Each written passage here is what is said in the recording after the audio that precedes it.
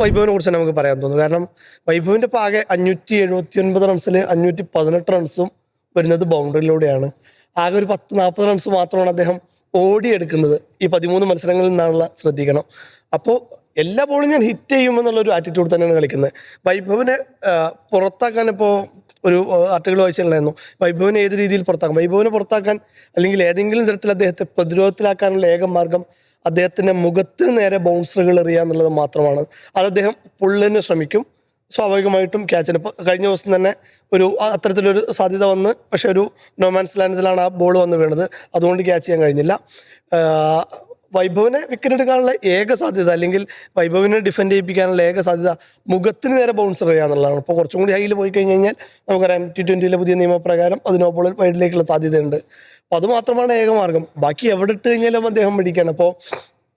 ഇപ്പോൾ മയങ്കിൻ്റെ ആയിക്കോട്ടെ, പ്രിൻസിൻ്റെ ആയിക്കോട്ടെ, 140 അറൗണ്ട് 150 വരുന്ന ബോളുകളൊക്കെ തൂക്കിവിടാണ്. ഇന്നലെ 149 എറിഞ്ഞൊരു ഷോർട്ട് പിച്ച് ബോൾ അദ്ദേഹം നേരെ സിക്സറിലേക്ക് തൂക്കുകയാണ്. അദ്ദേഹത്തിൻ്റെ ബാറ്റ് സ്വിങ് തന്നെയാണ് ഇപ്പോൾ സ്വാധ്യമായ രീതിയിലാണ്. ആ ഒരു പേസിൽ, ആ ഒരു ക്വാളിറ്റിയിൽ ബാറ്റ് സ്വിങ്ങുള്ള വേറൊരു ബാറ്റർ ഇല്ല തന്നെ പറയേണ്ടി വരും. ആ രീതിയിലാണ്. അത് തന്നെയാണ് അതായത് വൈഭവ് തൊട്ട് കഴിഞ്ഞാൽ നേരെ അത് നമ്മൾ പുറത്തുനിന്ന് എടുക്കുക എന്നൊക്കെ പറയുന്ന പോലെ ഇന്നലെ 2-3 ബോളുകൾ ആ ഷീറ്റിൻ്റെ മേലെന്ന് എടുക്കുന്നൊരവസ്ഥ വന്നിട്ടുണ്ട്. അപ്പോൾ ആ രീതിയിലാണ് അദ്ദേഹത്തിൻ്റെ ഹിറ്റിംഗ് എന്ന് പറയുന്നത്.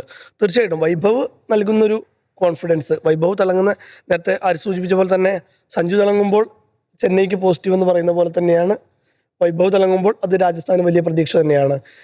വൈഭവിൻ്റെ രാജസ്ഥാൻ്റെ പ്ലേ ഓഫിലേക്കുള്ള വലിയ സാധ്യതകളിലൊന്നും അത് തന്നെയാണ്. കാരണം ഇനി മത്സരം നടക്കാനുള്ളത് മുംബൈക്കെതിരെ വാങ്കഡയിലാണ്. അത് ബാറ്റിങ്ങിന് വലിയ രീതിയിൽ ആനുകൂല്യം നൽകുന്ന പിച്ചാണ്. അവിടെയും സ്വാഭാവികമായിട്ടും ചെറിയ സവായ് മാൻസിംഗ് സ്റ്റേഡിയം പോലെ തന്നെ ചെറിയ ബൗണ്ടറികളുള്ള പിച്ചാണ്.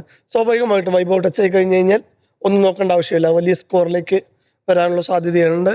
മുംബൈയുടെ എല്ലാ ബലഹീനതയും മുതലെടുത്തുകൊണ്ട് വൈഭവ് രാജസ്ഥാനെ പ്ലേ ഓഫിലേക്ക് എത്തിക്കുമെന്ന് പ്രതീക്ഷിക്കാം. നേരത്തെ നമ്മൾ ചർച്ചയുടെ തുടക്കത്തിൽ പറഞ്ഞ പോലെ തന്നെ ജയിച്ചു കഴിഞ്ഞാൽ മറ്റുള്ളവരുടെ ഫലമൊന്നും ആശ്രയിക്കേണ്ട, കുറച്ചുകൂടി നല്ല റൺ റേറ്റ് ആണെങ്കിൽ പൊസിഷനിൽ വരെ അവർക്ക് നല്ല രീതിയിൽ കയറാം എന്നുള്ളത് തന്നെയാണ്.